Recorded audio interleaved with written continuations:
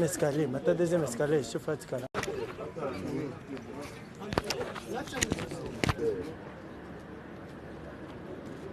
Merci beaucoup, madame et messieurs de la presse.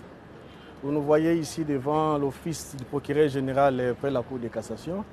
Nous sommes constitués conseil de l'Union pour la démocratie et le progrès social, représenté à cet effet par son secrétaire général, faisant office du président AI du parti.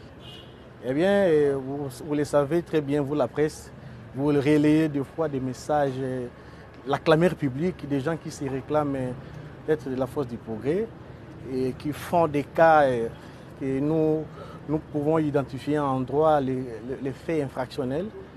Les partis s'est dit non, ils ne peuvent pas rester indifférents dans ce sens. On doit porter plainte contre les gens qui parlent au nom de la force du progrès alors qu'ils ne le sont pas.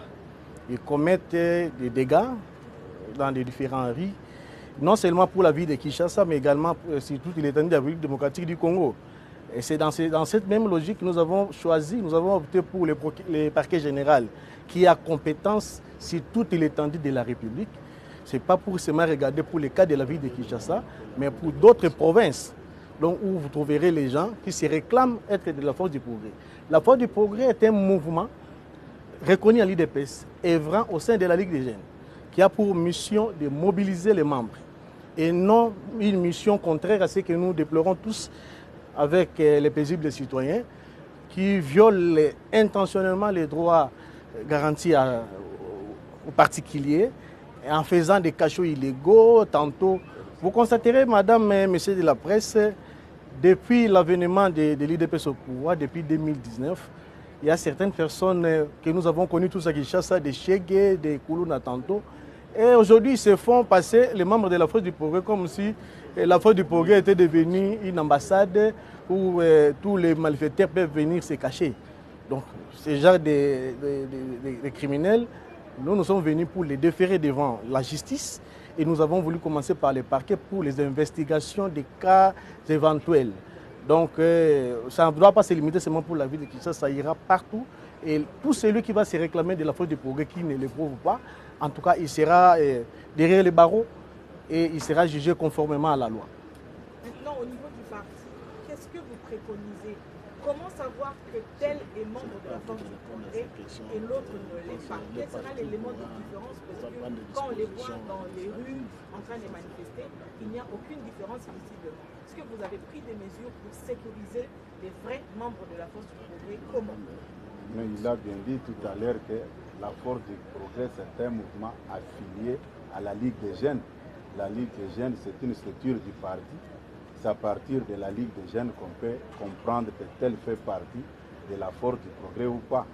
Ça ne pouvait même pas être posé comme question. Est-ce qu'il y a des cartes des membres, par exemple, qui peuvent prouver que je suis force du progrès? Parce que s'il n'y en a pas de bouche à l'oreille, c'est difficile. Madame, aujourd'hui, même si vous dites, si vous posez cette question, je peux m'improviser comme médecin au moment où je ne fais pas partie de la corporation des médecins.